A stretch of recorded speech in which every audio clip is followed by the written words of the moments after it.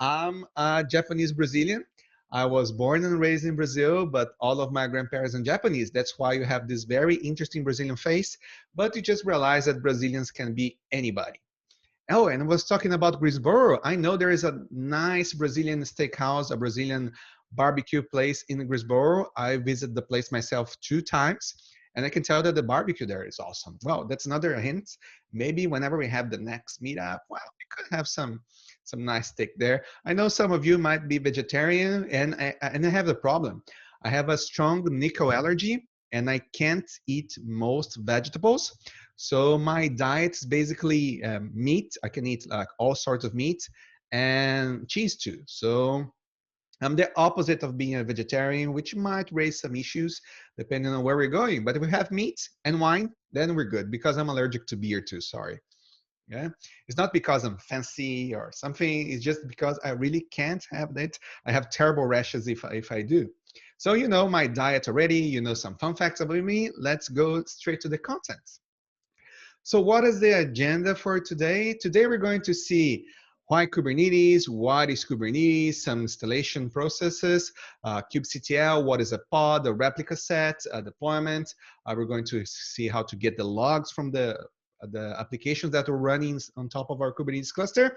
And we also learn a bit of application as a service. And if you come back for the January meeting, you'll be able to see how can we build images to be deployed inside the Kubernetes, how can we specify the resources and the limits for our applications, how to perform rolling updates, how to configure liveness and readiness probes, and how to use environment variables with config maps on top of Kubernetes, okay? So this is the agenda for both today's and the January's meeting, and I hope to have you back. And if you enjoy, you can maybe invite other friends to gather this content. And I think we're recording it, so if you want to come back later to this content, you have the video available too. So why should we be using Kubernetes? Why Kubernetes? And you know, the old school, the way that we've been developing software in the past 30 years, or at least 25 years if you're a Java developer, is to create an old and beautiful monolith. And I think that in 2020, you've seen on Twitter, on social media, in the news, monoliths are back in the news. You see that thing that they've found in the middle of the desert? Yes, we're finding monoliths everywhere. So monoliths are cool again in 2020. But that's the old stuff that we've been doing. So at least in the past, I don't know, 6 to 7 years, one trend in the software development world was that, well, we wanted to develop microservices. So instead of a single artifact running into production, we wanted to deploy multiple artifacts into production. And the natural choice as of 2020 for us to be running these applications, these multiple applications in production environments, naturally is Kubernetes. And I know that maybe 2 or 3 years ago, people were discussing, oh, what is the best way for us to run these microservices in production? As of 2020, we don't have much of the discussions anymore because Kubernetes won the container orchestration platform war. So to give you an additional context, think about the way that we were packaging and deploy our applications in the past 25 years. So if you're a Java developer, you had always had to imagine or to configure your machine, both your development machine, your test machine, and your production machine as, well, what kind of operating system am I going to use? What is the virtual machine, the version of the virtual machine, which provider, am I going to use Oracle JDK, Azure, OpenJDK, which application server I'm using? I'm going to use WebLogic, WebSphere, JBoss, which configuration, what sort of configuration, how I'm going to configure my data sources or something else. And then maybe how do I add my JDBC drivers? So I'm going to use the Oracle JDBC drivers or MySQL. What version are you using? And then after, on top of all of this configuration, you would package them your WAR or ER file and deploy to your application server. So this is the way that we've been configuring, packaging, and deploy our applications in the past 25 years. But you know, a lot of things happens when we have this sort of configurations. And actually, one of the biggest problems, the biggest challenges that we have when we have this sort of configuration and deployment is the programmer syndrome. We're used to saying to our users, to our customers, but it works on my machine, which is just a sad situation to say, well, I have a different environment in production compared to the one that I have in my machine. That's why we have this kind of issues of it works on my machine. We have different configurations, we have different kernel versions, we have different operating system versions, we have different application server configurations, we have different JDBC drivers, and that's why we have all sorts of issues when running applications in production. And I know it happened to you a lot of times already because I did it myself. It was frequent for us to, well, to package our your file or file and send this file to by email to the ops people. So the ops people would be deploying this application in production, usually after 5 p.m., usually at 9. Well, not 9 p.m., nobody's using the system. We're going to deploy. And then in the next morning, you would have like 100 tickets in the Jira, just saying that our application is not working properly. And to try to solve these problems, that's why we decided to use containers. And even though container technology is not new, container technology is at least 20 years old, only after we had something called Docker that we decided to use containers at scale. And why is that? Because before Docker, only people with root access to the system were able to create and to use containers. But now that with Docker, what difference did Docker bring to the developer landscape? Well, now with Docker, developers, normal people, yeah, such as developers, we can create our own containers and we can use and distribute our own containers at scales. This changes the way that we package our applications. So the beauty of containers is that with containers, we are able to package both the artifact of our application, which means our business code, and also the environment in which our application is running. So instead of having multiple moving parts that, oh, you need to install this application server and configure it this way, the other way, you need to copy the JDBC driver and then you deploy your application. Instead of having to tell the ops people that you need to perform all of these steps, which means that we needed to give the application and also a document saying how to configure the application.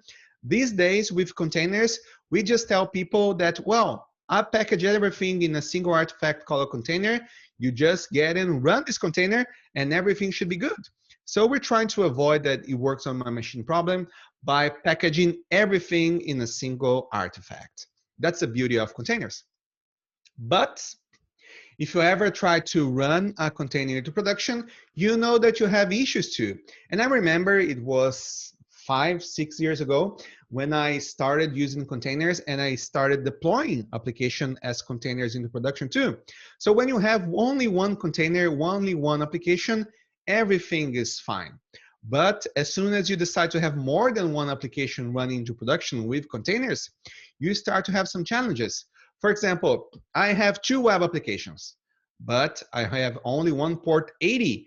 How do I distribute the request properly between these 2 applications running inside containers? Well, now I need a load balancer. Now maybe I need something like an Nginx or an HA proxy. So based on the domain of the request, I'm going to route that particular request to a certain application.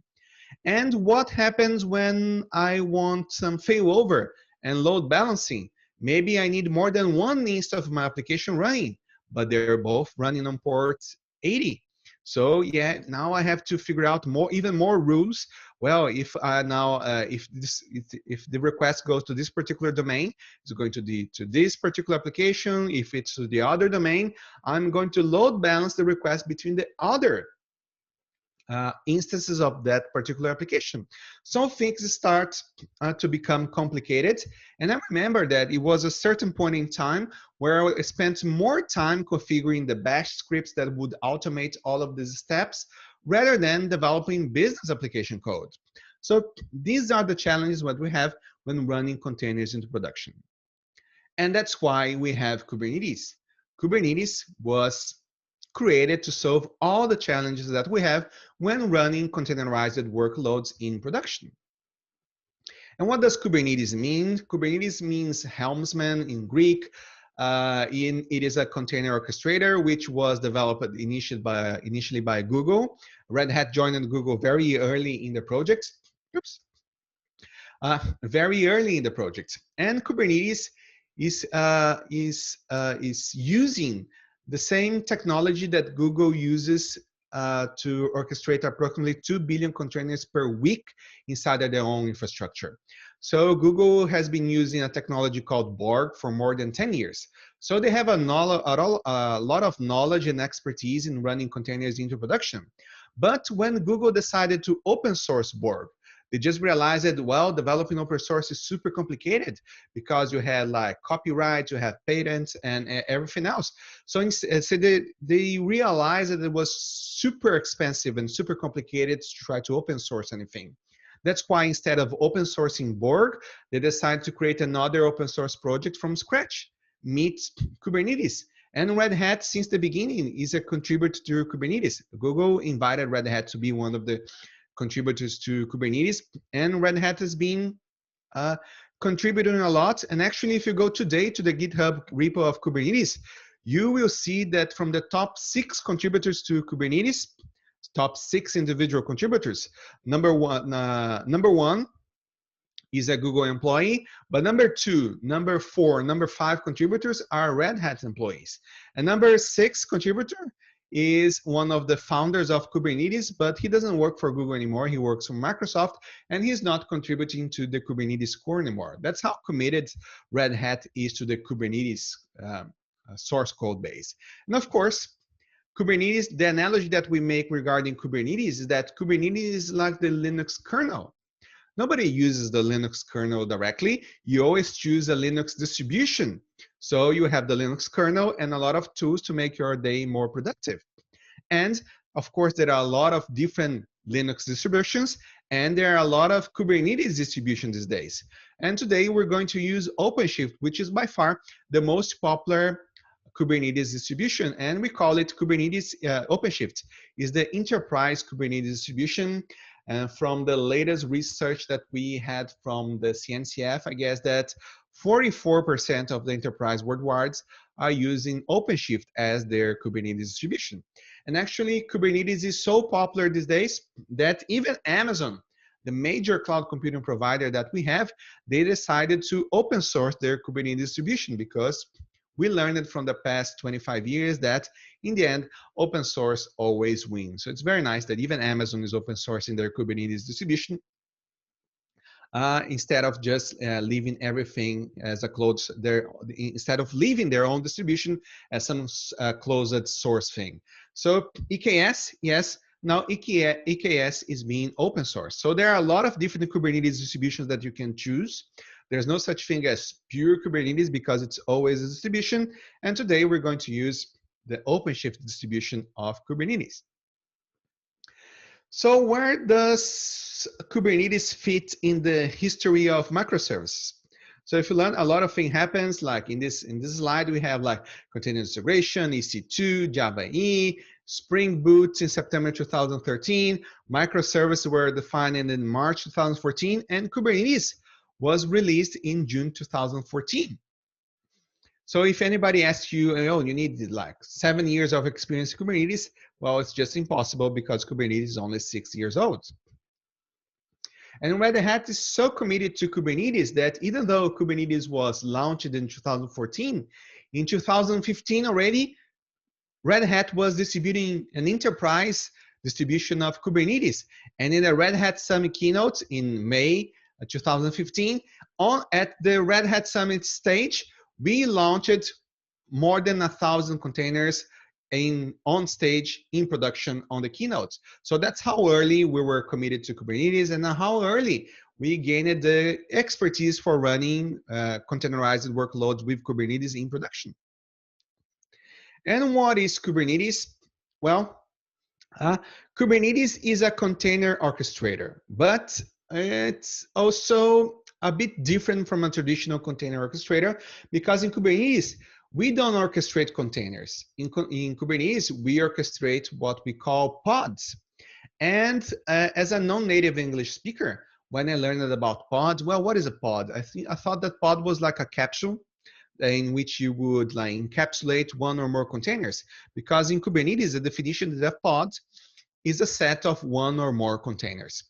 And I thought it was okay. But once I learned that, actually my boss told me that do you know what is a pod in English? Well, a pod in English is the collective of aquatic mammals, such as whales. And when you think that the most popular container format these days is Docker, and that the Docker logo is a whale, now everything makes sense. That's why they call it pods. So a pod is what? It's a collective of whales. And I don't know if you had this epiphany. I had it when I learned that in English, pod means that. So now everything is much easier for me to understand. So now that we learned that the pod is the collective of containers, what are the guarantees that we have when we're running pods inside Kubernetes? Well, all of the containers inside the same pod in Kubernetes are guaranteed to be running inside the same host. And since they are always in the same host, they can communicate through the localhost networking interface. So if you need any networking dependencies, it should be very fast because they're always in the same host. And containers inside the same pod, they always share the same lifecycle, which means that if one of the containers die, Kubernetes is going to detect that, is going to restart both containers running in the pod, possibly in another host. So that's one of the availability guarantees of Kubernetes. What are other Kubernetes terms? Well, besides pods, we also have replica sets and deployments. And what is the replica set? One of the interesting things about Kubernetes is that you don't ask Kubernetes to run something. Kubernetes uses declarative states. So instead of running commands, oh, run this, kill this, delete that, you tell Kubernetes, well, Kubernetes, I have this state definition, and I want you to guarantee that this state will be maintained through the entire lifecycle of my application. So with Kubernetes, you say, Kubernetes, I want 3 instances of my particular pod to be running into any given moment of time. And Kubernetes will guarantee that. So if you have Kubernetes will instantiate 3 instances, and if one of them dies, Kubernetes will kill that one and restart that particular instance, possibly in another host. So the replica set is the basic abstraction that guarantees this number of instances. So the replica set, you say, replica set, I want 2 instances, I want 4 instances running into any given moment of time. And what is the deployment? Deployment is an abstraction that uses the replica set. So in the past, we only had replica sets, and now we have the deployments. So what is the difference between both? Because both seems to do the same in the Kubernetes world. Well, deployments are an evolution of replica sets in the sense that with replica sets, when you want to change the replica set, you just delete the old one and create a new one. So if you have a replica set of version 1.0 of your application, when you are releasing version 1.1, version 1.1 doesn't know that it's the same application. What the deployment brings to the Kubernetes table? Well, deployments, they maintain history. So with the deployment, you can say, deployment, I want 3 instances of my application, version 1.0 running. And when you change one attribute of your deployment, saying, deployment, now update my application version to version 2.0. The deployment knows that it was 1.0 and now it's 2.0, which means that if anything goes bad into production, like something is not working properly in production, you can ask Kubernetes to roll back. Oh, deployment, roll back to the previous version because some things aren't going well into production. So that's the benefit of using deployments because they can maintain history. Another common abstraction for Kubernetes is the service. What does the service do? Well, in Kubernetes, when you ask the replica set for 3 instances, you don't know where your application is going to be executed. And actually, since your application can die and be restarted in another host, you don't know in which IP your application is running. So that's why you have a service. With a service, You give a name to your Kubernetes application, and you can access your application instances by calling a name. You're using the DNS names. So if you invoke your application using this Kubernetes service, this Kubernetes name, Kubernetes will automatically load balance your requests across the instances that are running inside your cluster. That's what a service is for. What else? We also have persistent volumes. And what is a persistent volume? Well, some applications are stateful. If you have a database, for example, you need to store your application state into disk. And if your application dies, you want to restart your application in another host, and you don't want to lose your data. That's what a persistent volume is for. So persistent volumes, they store your application state into disks. So even if your application dies and restarted in another host, well, you still have the same disk access, same files in the other instance of your application. That's what a persistent volume is for. And the last abstraction that we're going to see today is the label. So what is the label for? Use it for? Labels are, if you ever use a Gmail and you're attaching labels to your emails, well, labels serve the same purpose for Kubernetes. When you're only running one application in your cluster, everything is fine. But when you have multiple applications running inside your cluster, you need to organize your applications, because sometimes you want to update only one application or not all of them. Sometimes you want to scale only one of the applications and only one of them. So labels, they work as selectors, because when you attach label to your Kubernetes resources, you can specify that your Kubernetes command is going to be applied only to the resources that have a certain label. Okay? And I know maybe we have a question here. Or it was a glitch. Somebody forgot to mute the microphone. No, actually, I wanted to say, like, the label part, I'm not able to see because you're like the one which you're representing. The label thing I can't see because you are there. Yeah, thank you. Sorry. Okay, no worries.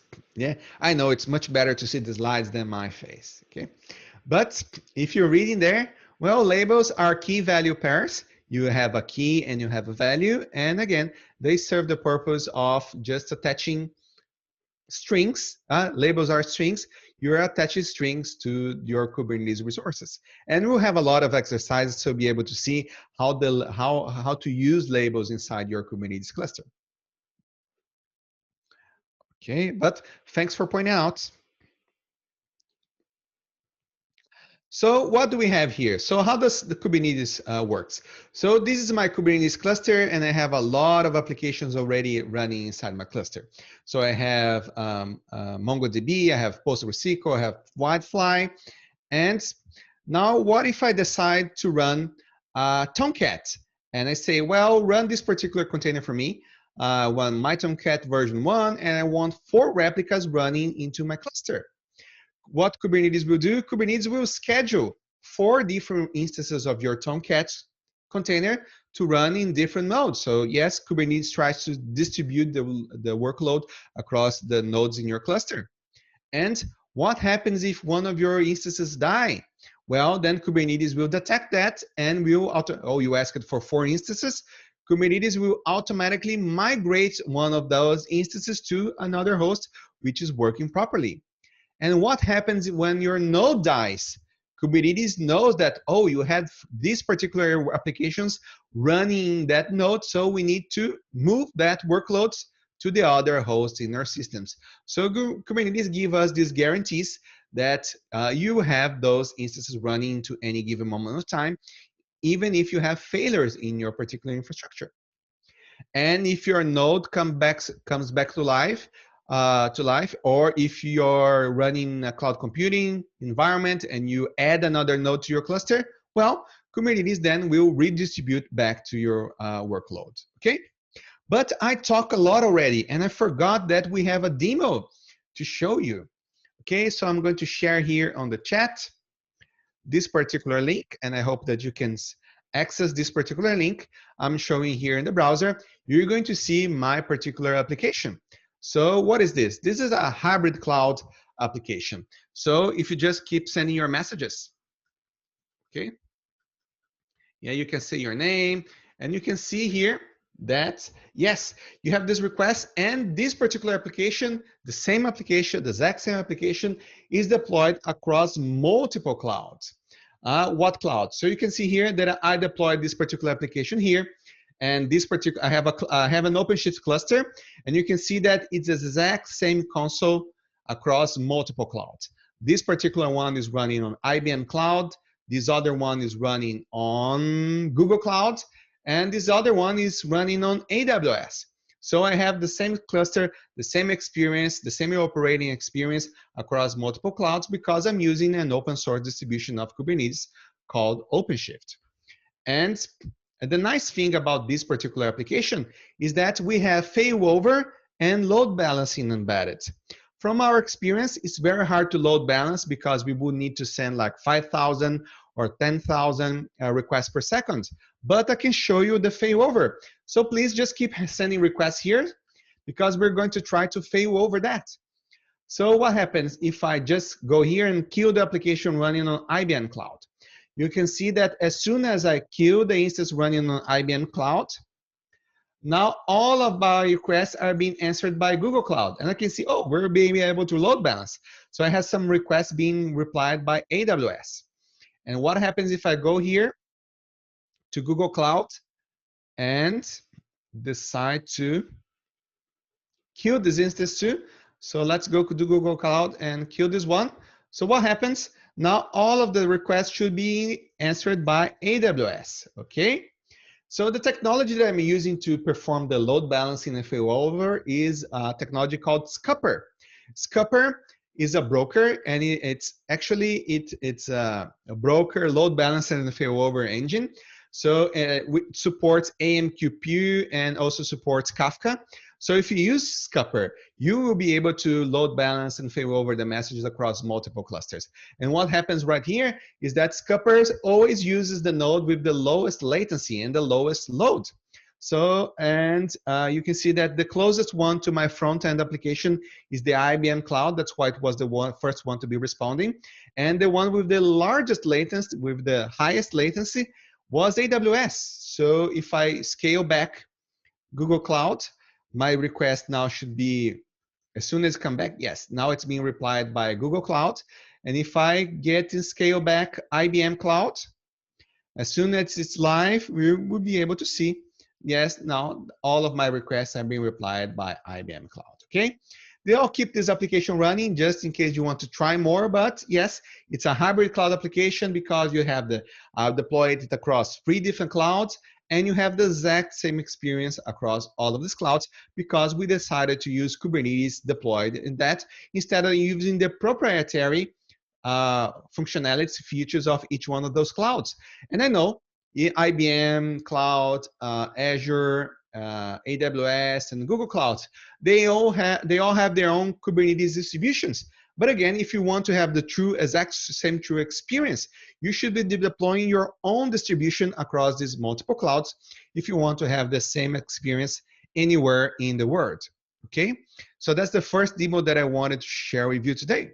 Edson, we do have one question asking, can you please mention the load balancer name? Yes, the load balancer, let's see, I can Scupper. This one. I'm going to post the website here on the chat. So it's Scupper. It's a multi-cloud communication for Kubernetes, okay? It works on layer 7, and if you want to learn more, that's the website of Scupper, and it's a project sponsored by Red Hat too.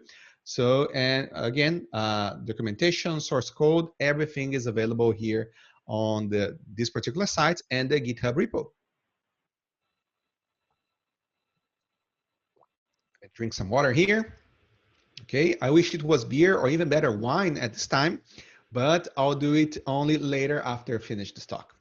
But I can tell you, if I drink some wine, oh, my presentation becomes much, much, much, much smoother and probably much more fun too. So we should try it next time. Okay. So let's get back here. Oh, so now let's go. I talked enough, so enough of slides. So let's go to the demos. So what we're going to do right now, and I know we don't have much time available, but I'm going to show as much as I can. So if you go to the link here, dn.dev/kube tutorial, I'm going to post here on the chat again. Okay, you'll be able to reach this particular GitHub repo, which contains all the source code, examples, and files for the demos that I'm going to run today. And if you go to the right side of your screen, you're able to see this particular link here of the GitHub repo. If you click on that link, you will be redirected to the HTML version of our tutorial. And here you'll be able to follow the installation instructions, how all of these things. So what I'm going to do right now, I'm going to instructions of the tutorial and to show you the demos. But even if we don't cover everything today, because I know, yeah, it's late in the evening, we all had a full day, and I'm going to try to entertain you for to the largest possible amount of time. But my goal is not to finish all of the demos and exercises, because you have access to this particular content and you'll be able to do that by yourself. And I know it might be interesting to watch me doing the exercises, but I know it would be much more fun if you do the exercises by yourself. And if you want to install your own Kubernetes cluster, of course, you can try Minikube, or you can try even like a public offering of any Minikube thing or Kubernetes thing, because all of the examples will work inside your cluster. Okay, so you have some options for installation. You have how to install Minikube, etc., etc. So I'll just dig to the very first one, which is to how can we run some examples using the kubectl command line. And I'll switch back here to my terminal. And first thing that I always do when try to run Kubernetes is to using the kubectl. Kubectl is your friend because it's a kubectl command line client. It's a Kubernetes CLI. I always run this command, cluster info. You might not have this issue, but if you have multiple clusters running in production, just like myself, I always type kubectl cluster info because I want to know in which cluster I'm connected to. So this particular one, as you can see here, is running on IBM Cloud, and it's okay for today. Okay, and so we have IBM Cloud. What can I do? I can see some interesting comments. If I want to show all the pods, I can just say kubectl get pods, and it will show all the pods that are running inside my particular namespace. You know, Kubernetes uses one abstraction called Namespaces, which is another way for you to organize your project. So maybe accounting team, they have one namespace. Maybe sales team has another namespace. So it really depends on how you organize your environment, your production environment. You also could have a namespace for development. You could have a namespace for testing and another namespace for production. So you can organize your Kubernetes resources the way that you want to. Another interesting thing is that some resources in Kubernetes, they have nicknames. So I could say kubectl get pods. To execute the same thing, I could say kubectl get pods. Can be plural, can be singular, they both work. And also with pods, I could say kubectl get PO, and it runs. So some resources, they have nicknames. Okay. Another stuff that I can do with kubectl, I could say kubectl gets nodes. It will show me the nodes inside my Kubernetes cluster. In this particular one, I have 2 nodes. In my cluster, I have 2 nodes. Both are working as both master and worker nodes. In a production cluster, for proper load balancing, very likely you would have at least 6 nodes. You would need 3 masters and 3 worker nodes to have full availability, like to have proper load balancing and flow over inside your cluster, because 2 is not enough for production workloads. Okay. What else? Let's try to create a namespace here. kubectl create namespace my stuff. So create it. So, and I just created a namespace. If I want to switch to this namespace, I can say kubectl config set context, and I know this command line is super complicated. But I have we have a video on YouTube where when we teach some nice kubectl tools that helps you to not type this sort of stuff in the command line. Okay, and I can say my stuff. So I just switched namespaces. So I was in the namespace that I was running my hybrid cloud application. So that's why I had already some pods running. But since I created a new namespace and switched it to this namespace, if I run kubectl get pods again, it's empty because I didn't deploy anything yet. So what can I do right now? I can create a deployment. We have one question in the chat saying, what is the difference between pods and nodes? All right, good question. So pods are the applications that are running inside my cluster. And nodes are the physical nodes in which I can run my pods. So if you get the abstraction, actually, let me try to go back here to the slides. Okay, if we switch back here to the slides, you can see that the nodes are the physical hosts or VMs in which I'm running Kubernetes. Okay, and pods are this particular, like a Tomcat pod, a PostgreSQL pod, or a Wildfly pod here on the picture, or a Node.js pod. So, and pods are the applications that I'm running inside my Kubernetes cluster. And Kubernetes will make sure that each one of those pods are running in one of the particular nodes. Okay? And I won't be mentioning it today, but with Kubernetes, not all nodes in your system are the same. For example, some nodes, they have a better network. Some nodes, they have like larger CPUs, and some nodes have better disks. So you can tell Kubernetes to say, oh, this particular application is like IO bounded. So I want this to run in nodes that have very fast disks. So you can do that. Kubernetes is intelligent enough to determine that, well, this is a CPU-bound application. It's going to run in a very fast CPU machine. And this one has is IO bounded. This one is a database application, so it needs to run in a node with very fast disks. So Kubernetes can do that for you too. Okay, I hope I answered the question. So nodes are the VMs or physical nodes inside your cluster, and pods are the abstraction in which your application is running. Okay, think of pod as a container, even though a pod can run on one or more containers. Okay. And since we mentioned pods, let's try to create some pods. So I can deploy some applications. So let me try to do that. Okay. I'm going to create another namespace, my space. And actually, just to be faster, I'm going to copy paste the commands from the tutorial, so I just don't have to type everything. So what we're going to do, if I type kubectl get pods, I don't have any pods running inside my namespace. Let's try to create a pod here. So what I'm going to do here, this is a bad practice. I'm just going to show you how can we create a naked pod. And what is the naked pod? A naked pod is a pod that is not managed by Kubernetes. That's why it's a bad practice. But you can see that Kubernetes uses YAML a lot. You can use JSON too, but these days everybody uses YAML with Kubernetes. And what we're doing, we're creating a pod, we're giving a name, it's called Quarkus Demo, and it's going to run only one container. And the image of the container is this one, key.io/rhdeveloper/quarkusdemo tag v1. So when I type this one, Kubernetes is saying pod Quarkus Demo created. And now when I say kubectl get pods, yes, my pod is already running. And since it's already running, I can even go inside my particular pod and try to execute some commands. I can say kubectl exec. And yeah, I know this command is particularly complicated, but it's the Kubernetes way of doing it.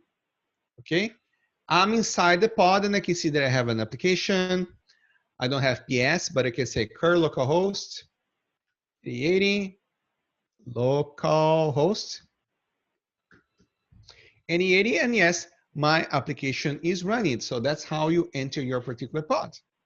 Now exit. Now I'm outside my pod. I'm back into my machine. And I can even delete the pod. So kubectl get pods. And I can delete this pod. I can say kubectl delete pod, and I say the name of the pod. Pod was deleted, and because this was just a naked pod, this pod wasn't managed by Kubernetes, if I say get pods again, well, it was deleted, it's gone. Okay, so pod is the very first basic abstraction that we're using today. Now let's try to create a replica set. So I'm just going to copy paste from the tutorial, how can I create a replica set? And here, replica sets, it has this stuff, the number of replicas that I want into production. So, but I'm going to use the same container image that I was using before, the Quarkus demo one. And as soon as I hit enter,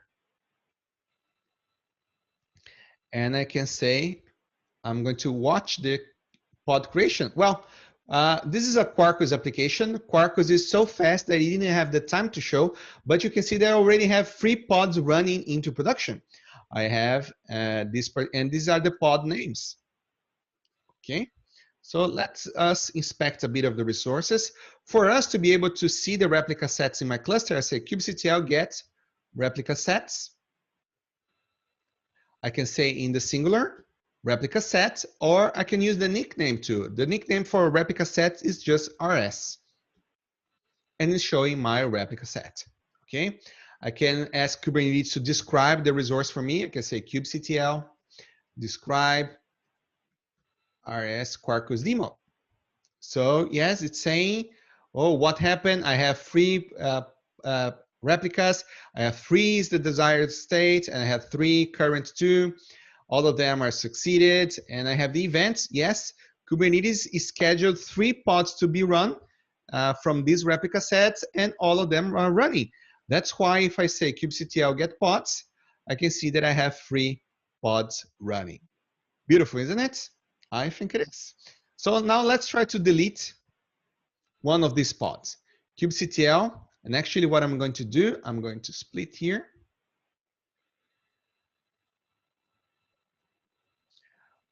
Watch kubectl get pods. So you can see that I have 3 pods running. But now, because I have a replica set managing the number of pods running into production, even if I delete one of the pods, I'm deleting here in the top. Let's pick this first one to be deleted.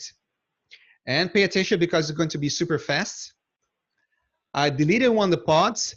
You see, it was terminated. And because Kubernetes detected, ooh, he asked for 3 instances, but one of them is being deleted, I need to create another one. And Kubernetes very quickly detected that and already created another instance to run in production. That's why I already have 3 instances running. So Kubernetes is very fast. So I'm going to delete another pod again. Let's try to delete this other one. kubectl delete pod.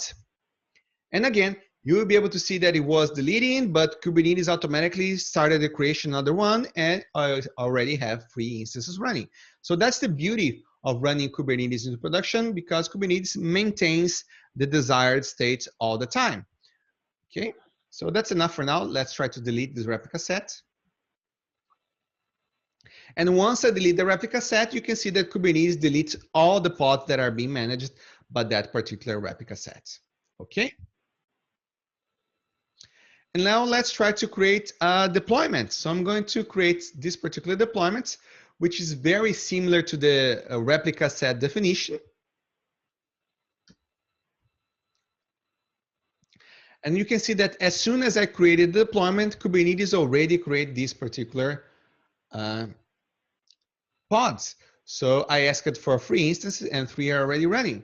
And what I didn't mention before, but if I ask Kubernetes now to list the replica sets, you see that the deployment actually owns a replica set.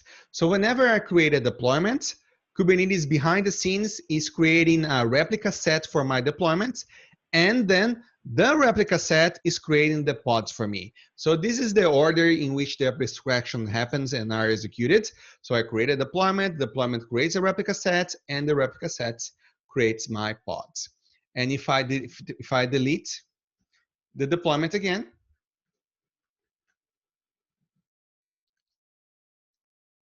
my replica set is deleted, and in consequence, all of my pods are deleted from production too.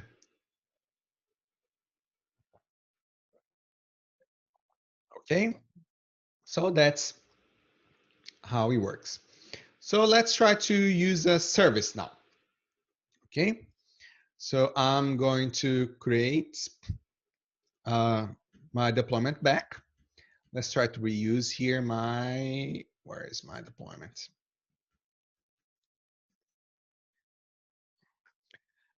Then let's create it again.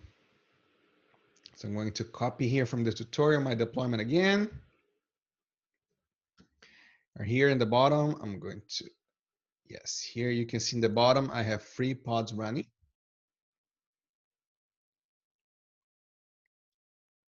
Okay, let's create a service. So I'm going to copy paste from the tutorial again the service definition. Or if you're wondering, do I have to type all of this stuff? Well, in the real world, what would you do? You would probably get those files. You would use an editor like Visual Studio Code. And actually, I have it open here. So I can show you here in the, here, I have some deployments that I can show you. These are YAML files. Nobody edits YAML files by hand. You should be using a proper YAML editor or should be using a tooling. Openshift doesn't require you to use YAML files. You can do everything from the web interface. But in the end, the only thing that Kubernetes understands is YAML file. And people say that Kubernetes is a super sophisticated YAML processor. Yeah, I think that is true. So this is how looks Kubernetes YAML file. And the service that I'm going to use is very similar to this one. So I have the port in which my application is running, and the application to which I'm going to forward my requests. Okay, so never add, and these YAML files, besides using an editor, you would also commit these files in the Git repo, so they could be versioned. So if anything goes bad into production, you can just like roll back the commit and deploy the previous version into production. Okay. And we do have one question. Actually, can you unmute yourself and ask the question rather than us reading it for you? You might be able to provide more context. Okay. Yes. Let me see here. Yeah, like means I think I work something like this. So you're giving the examples, which is just like the Quarkus demo and deployment one like so when you're saying okay pod okay, one pod is for Tomcat or one is for database, so these all this demo we can visualize like as like uh, one is for Tomcat you're starting and one is for database and another one is for front end or something like that. So is it something like that? I mean, I'm just confused actually with the demo, with the example which you gave. So it's trying to relate it. Did you Yes. get me? Okay. So what I did in these demos, I created deployment of a Quarkus application. But Quarkus is just an example application. You can translate this. I could be deploying a Tomcat application. Okay. So what happened here is that I asked it change Quarkus for Tomcat or change Quarkus for Node.js.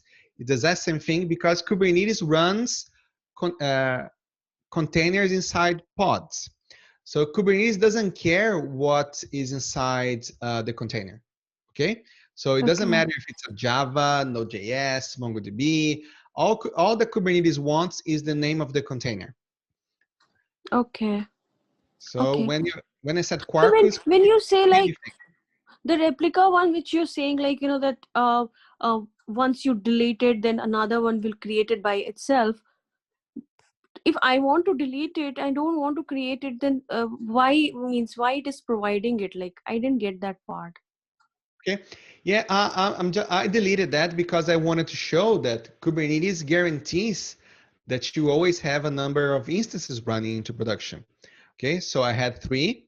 So as soon as I deleted one of the instances, like let me get here, like I have here, I'm scrolling back.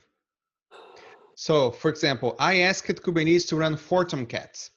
And when I manually delete one of the pods, just like I did in the demo, Kubernetes automatically created another one in another node. So I still have 4 instances running in production, except that in my demo, I only used 3 instances. So, so I was just deleting to show that, well, I didn't have to do anything, and Kubernetes deleted and already created another one for me. And that's the high availability Edson, of the replicas. Can I add one point here, Edson? Please. Hey, Archana. So your question about like you want to delete that pod, but it is creating it, but you said you don't want that pod, right? So in that case, what you do is that you tell Kubernetes, I want only 2 pods. I don't want 3 pods for this application. So you are saying you want 1 DB application, 1 Tomcat application, and 1 front-end application. Yeah, go ahead, and you can create 1 replica set each for DB, 1 for Tomcat, and 1 for front-end. And you know, you specify how many replicas you want for each. I think.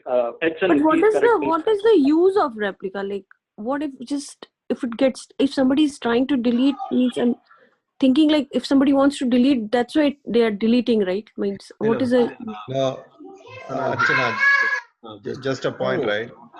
Oops. So basically, the meaning of replica here is to give you what you have asked for already. Say you ask for 3, it ensures 3. What you're saying is you are deleting on intent. You want only 2, right? Then you define your replica as 2 and you get only 2. The delete here is not purposefully reconfiguring it to downsize it. It is an issue. So for some reason it is getting deleted. Kubernetes ensures that it is back to 3. That is the guaranteed service, right? Oh, okay. You're saying if your requirement is only 1, then you have to just configure your replica set to 1 or 2 or whatsoever. All right. And maybe the important thing to remember here is that we're talking about high availability replications of the same application instance. So replica sets are that high availability of the same app running multiple times. No, I understand the confusion.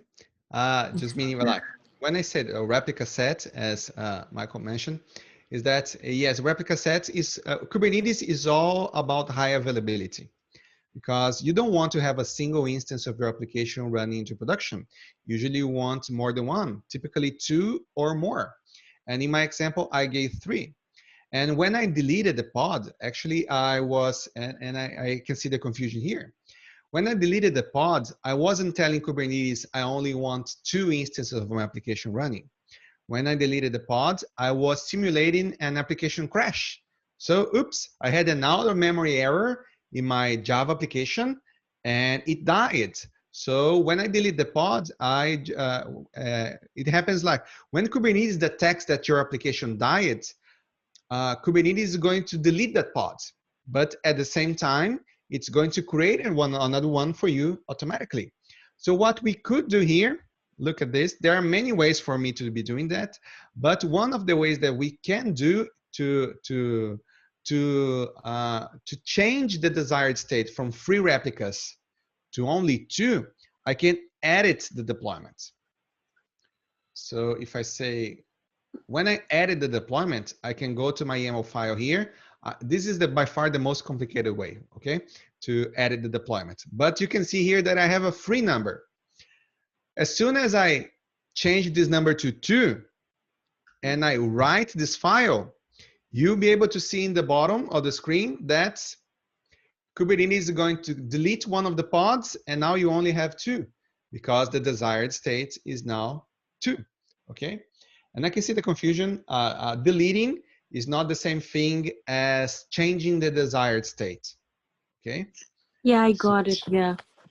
Thank you. So, and yeah, I think I got why it's like confusing, but and I hope that I was able to explain why it's different. All right.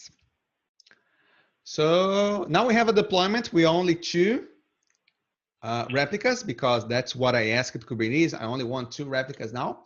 And what we're going to do, we're going to create a service. And look at this YAML definition. The name of the service is the service. And it's going to forward request to which application? To my Quarkus demo application. And as soon as I create this particular service, Kubernetes says was created, I can kubectl get service. And it's going to show me this particular one. Well, let's try to, and the service has a nickname too. kubectl get svc will return for me the exact same result.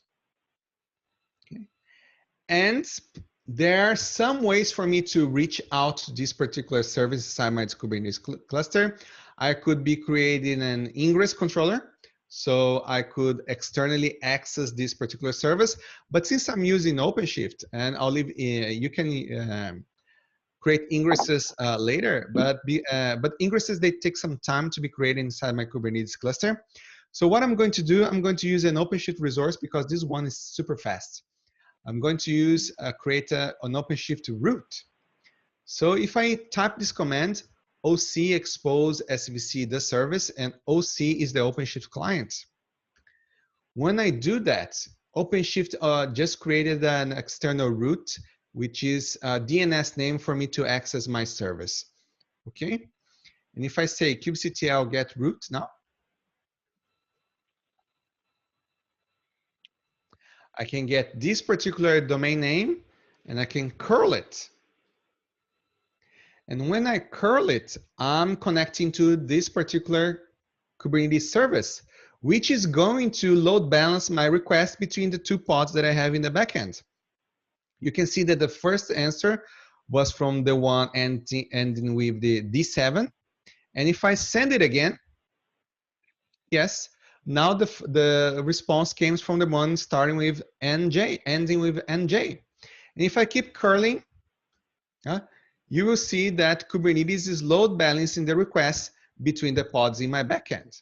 Okay, and if I decide to scale, I added the file. Another way for me to change the number of replicas in my deployment is to use this command, kubectl scale deploy is going to be Quarkus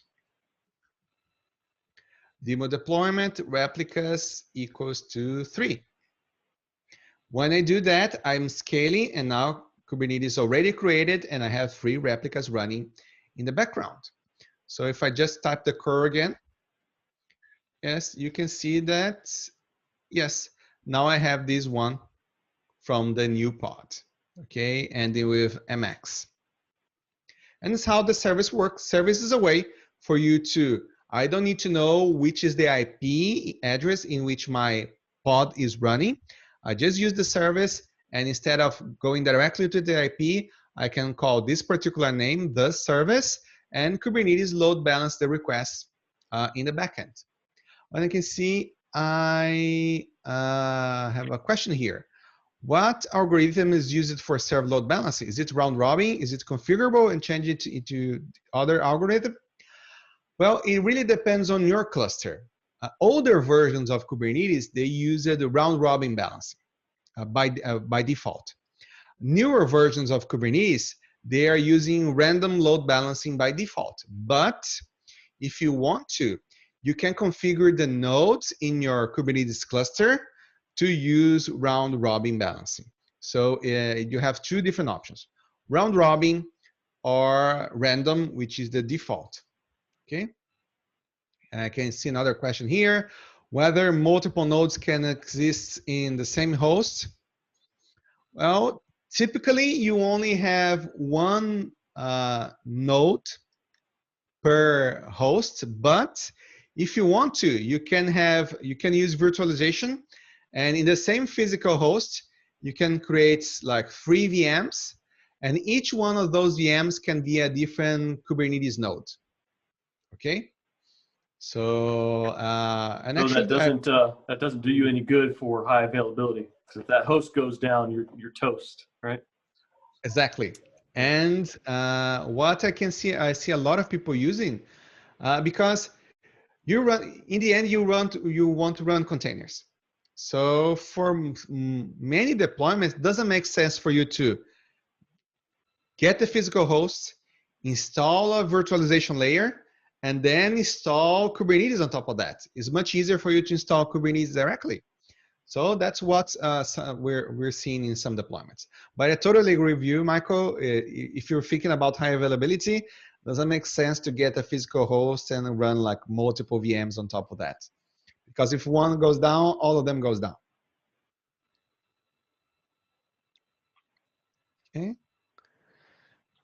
And I think, yeah, well, if you have any more questions, just point out to me and I can keep answering. Okay. So that's how the service works. And oh, and if you want other types of policy, like if you want like even more advanced load balancing, it is not provided by Kubernetes by default, but you can use a service mesh, for example, to have more advanced routing algorithms. So if you install the Istio service mesh on top of Kubernetes, you'll be able to have even more fine-grained control on how do you want those requests to be load balanced. Okay, but as I mentioned, by default, it's random, but you can configure all the nodes in your cluster to be performing round-robin load balancing too. And if you want more advanced stuff, what we suggest, what we recommend is for you to use a service mesh for that. Okay. Root, and that's the magic of service. So, and another important thing is how do I access the logs of my application running inside Kubernetes? Well, luckily I already have an application running here. So if I just get the name of the pod, I'm going to copy paste the name of the pod here. And for the way for me to get the logs is kubectl logs, and I tap the name of the pod. And you can see here it's a Quarkus application running. And you must have, you might have realized already, oh, but I have like 1,000 requests coming from production, and I have 3 instances of running. How do I know in which one of those instances I'm having this particular bug? And how do I know which requests arrive in which one of those particular instances? So Kubernetes doesn't have a native feature for centralized logging. But most of the Kubernetes distribution, they do provide some sort of centralized logging. Openshift, for example, was one of the first distributions to have centralized logging. So if you go to the Openshift console, you'll be able to see, oh, I want to see all the logs from all the instances, from all the pods from this particular application. And you'll be able to fetch all of the logs. Or else, you need to go into each one of those pods and dig into the logs, okay? So that's basically how Kubernetes works. You have to go into each one of those pods and ask for the logs. What else? We can try to do some service mesh. So I'm going to do, oh, and by the way, if you're following the tutorial, you can do that later too. I'm just following the instructions here. And right now I'm here on this section, service magic. So let's try to do some service magic here. And I know we're a bit over time already, but don't worry, we're almost finishing. I don't want to get you stuck here watching and listening to me. And I know some of you might not even have dinner. I didn't, so some of you might be hungry. So what we're going to do, we're going to create a new namespace, fun stuff. I'm going to switch to this particular namespace. And now we're going to deploy 3 different applications, okay? I'm going to deploy a Python application. So yes, you can see that here in the bottom, I can already see my Python pod running. I'm going to deploy a Go application. I'm going to deploy a Node.js application. Okay, 3 pods running. Each one of them is using a different technology. One is using Go, the other Node.js, and the other using Python. What I'm going to do, because I'm going to use show labels here on this kubectl, because here on the right side of the screen, here on the bottom, I hope you can see it well, you can see that I added some labels to my different applications. So the Go application has a label called myGo. The MyNode application has a label called MyNode. And the Python application has a label called MyPython. So different labels for each one of them. So what I'm going to do right now, I'm going to create a service. And pay attention. This service is going to route the requests to all of the applications that have the label My Stuff. Okay, so this is a trick. So labels are used for services to route the request to the proper backend here. So I'm creating a service called My Service. And again, I'm going to expose the service using Openshift because it's the fastest way for me to do. And kubectl get root. So this is the DNS name. So now I'm going to split my screen again. Let's curl this particular while true. The curl, I'm going to sleep half a second. Done. So I'm trying to curl the endpoint. And you can see here that I'm having an error message because my service doesn't have any pods to route the request to, because no applications, no pods inside my backend have that particular label called My Stuff. Okay, so let's make the magic happen. So what I'm going to do now, I'm going to add a label to one of my pods. So I'm going to do kubectl label. That's how I add a label to an existing resource. I'm going to get the pods. I'm going to get all of the pods that currently have the label called MyPython. This one, as you can see in the screen. And I'm going to add this particular label. Okay, and actually I was mistaken. The label is in service. So you can see that as soon as I added the label to my pods, my service now is routing the request to my Python application. And I can, as I try to do, I'm going to add the labels now to the my Go application. As you can see that as soon as I do that,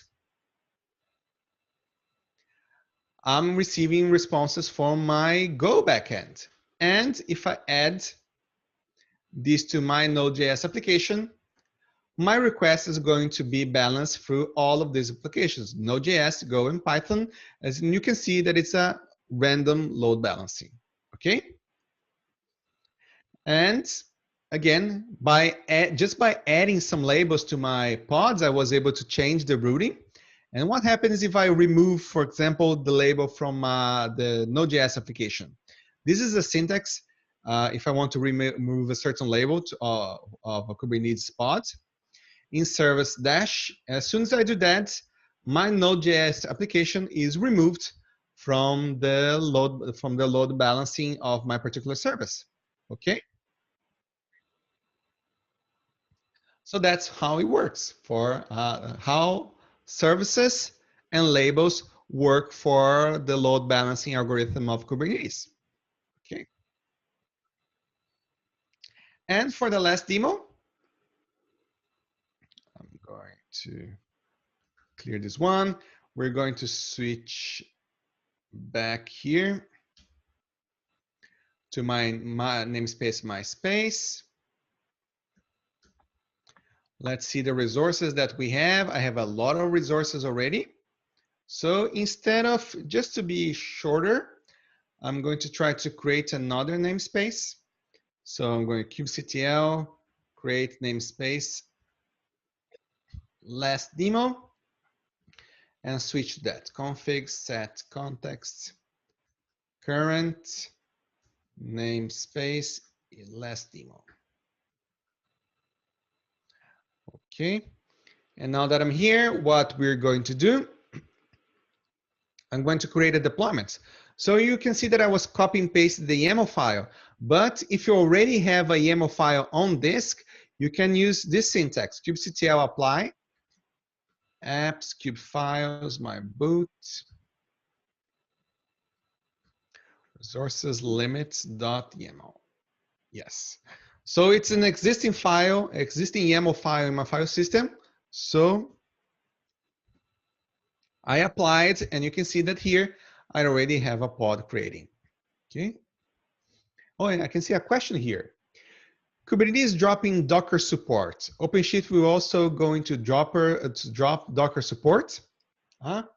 That's an important question because it was a hot topic last week. Oh, Kubernetes, latest version of Kubernetes is going to drop the Docker support. But it's important for us to know which kind of Docker support is that. Kubernetes is dropping Docker support for the Docker runtime. So what that means that you can't use any more Docker hosts to be used as Kubernetes hosts. So the nodes, the Kubernetes nodes in your systems, now they need to use a runtime that is compatible with Kubernetes. You should be using, for example, CRIO, for which is the default of OpenShift, for example. Okay. So, but the important thing is that the runtime in which your node that your Kubernetes nodes are using is transparent to you, because you don't even know. I bet that most users don't even know which runtime your Kubernetes nodes are using today. Okay, so this is the part that is being dropped. The Docker container format is still supported by Kubernetes. So you can create your containers using Docker, using the Docker format. And you can ask, just like what we're doing right now, I'm using OpenShift. OpenShift doesn't use Docker as the runtime environment, but I'm deploying Docker containers. So for most people, Kubernetes dropping the Docker support for their hosts really doesn't matter. Unless you are the system administrator deploying the Kubernetes clusters and managing the Kubernetes nodes, then it matters to you. But if you're just a Kubernetes user, a Kubernetes developer, if you're not the one administrating the cluster or the nodes, it really doesn't matter for you that Kubernetes dropping Docker support, because the support for Docker container format is still alive, and that's what we're using today. Okay. Oh, you're welcome. And actually, OpenShift is not using Docker hosts for quite some time already. So if you're using OpenShift, it's a proof that it really doesn't matter to you that Kubernetes is dropping the Docker runtime support. Okay, because we're not even using today. Right, and so what did I do? Oh yes, I just deployed a Spring Boot application here using an existing YAML file. I can even cat the file here so you can see that it's an existing YAML file, very big one, by the way. Now what we're going to do, we're going to scale this particular application. kubectl scale deploy my boot.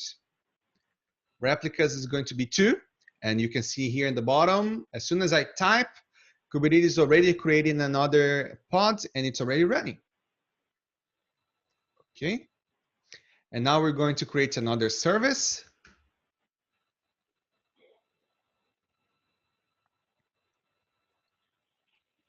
Okay. And I'm going to expose the service again. Let's see, expose service my boot. kubectl get root. And I'm doing all of these just because I want to curl the endpoint. Okay. Let's do while true, do curl, sleep, and done. So I'm doing curl from my application and Kubernetes load balancing because I have 2 instances of the same application running into production. So what I'm going to do right now, I'm going to deploy the version 2 of my application into production using another YAML file. So I'm deploying version 2. And what do we have here? I have my previous version, my boot, has 2 instances. And the next version of application, the new version, version 2, has only 1 instance running in the backend. Okay. It's still creating, yes, because this is a Spring Boot application. That's why it's taking some time. Now it's running.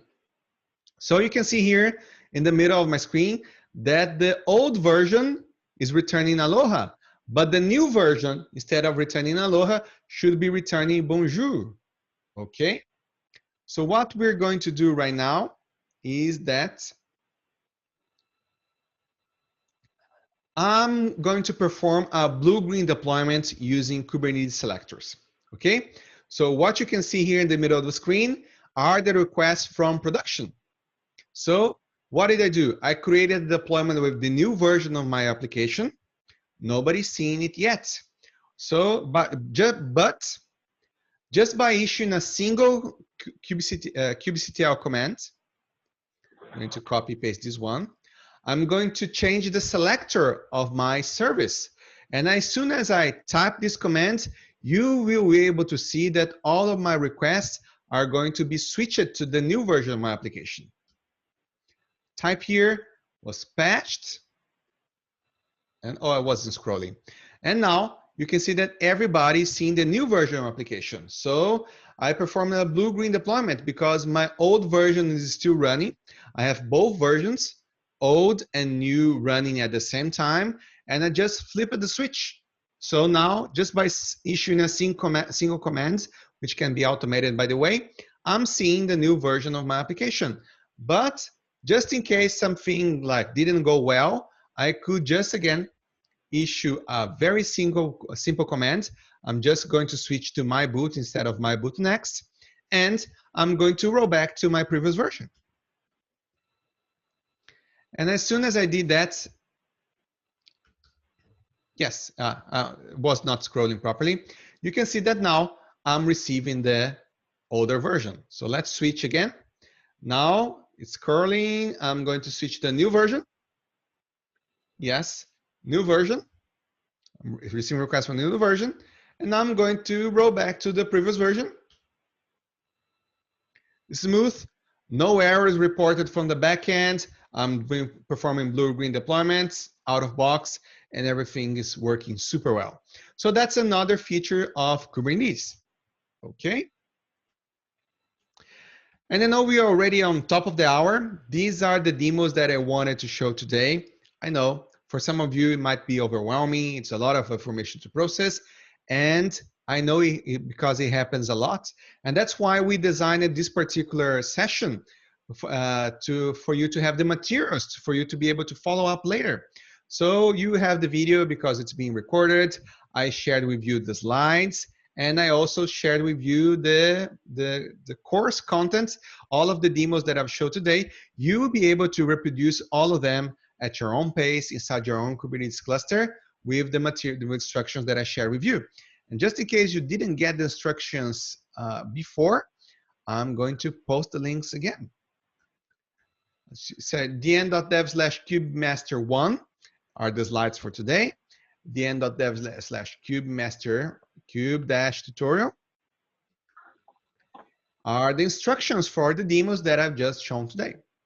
And I can see a question here. Is there any other Red Hat alternative product for Openshift? No, Openshift is the Kubernetes distribution from Red Hat. It's the enterprise Kubernetes distribution from Red Hat. And as I mentioned before, is by far the most popular Kubernetes distribution in the world. Approximately 44% of the people using Kubernetes worldwide chose to use Openshift. Okay. So yeah, now we have the links. Oh, thanks Subash or Michael, I don't know, for sharing here the links. And let's switch back to the slide. So last few words for me, some free resources that you also have the slides available here in the chat that you can look into. Thanks to the Red Hat Developer Program that bought the royalties for the books, we have some O'Reilly books teaching some interesting Kubernetes technologies. So if you want to learn more about the Istio Service Mesh, you can go to the slides and get this link, dn.dev/Istio book. Or, well, you have the link to the slides.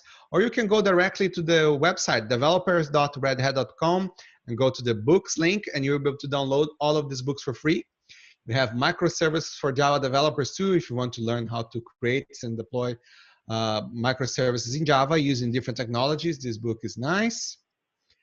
Also, we understand that if you are an architect and if you want to learn how to perform deployments of your application infrastructure into Kubernetes, we have this awesome book from Bilgin and Roland Huss, Kubernetes Patterns. They collected a lot of different deployment patterns that people are using worldwide to run their production workloads in Kubernetes. So this is a very nice book, a very big book. I strongly recommend this one.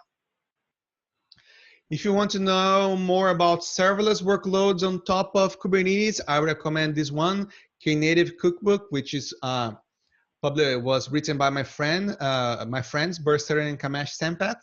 So the Native Cookbook covering the latest stuff from Knative. And this one is my favorite just because it was written by me. Migrating to microservice databases. So if you want to learn more about how can you split your old legacy monolithic relational database into smaller microservice databases and integrate them later, this book is for you. And that's all. That's what I had to share with you today. I know it was a lot of content. It was a short amount of time. But I hope that you were able to enjoy and learn a bit about Kubernetes today. Thank you very much for attending. Edson, this was Thank you. an amazing session. Thank you very much. Thank you.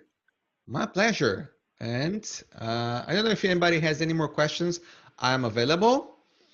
If we were in person, that would be the hint that we would need some beer and pizza, go for the happy hour. But again, this is the next best possible thing. We should have some virtual beer session sometime. Oh yeah, let's make a virtual beer session. Yeah. So where can I find the recordings? I will share the recording actually to the group, to the meetup group. If you're not registered in the meetup group, please do. I'll send out the communication in the meetup group. Sure, thank you. The link. Just a reminder to everybody, if you have not, go ahead and enter in the raffle for the JetBrains licenses. Edson, thank you very much. That was fantastic. Yeah, it was just so informative and learned a lot today. Yeah, and I hope you come back to the materials, to the recording, so you can learn even more. We look forward to having you back online in resources January. that we shared for the tutorials and everything, I think that will really help for the beginners who join here. So they can just go there and try it in their own free time. With holidays coming up, I think that's the best resource to have. Thanks for sharing. Good, enjoy. Housekeeping. All the participants who joined a little bit later and have not registered for the raffle, please register yourself. Michael just pasted the link for it in the chat. Please go ahead. I'm going to wait for a couple of minutes, and then we will draw 2 winners for the raffle. I am going to share my screen and then bring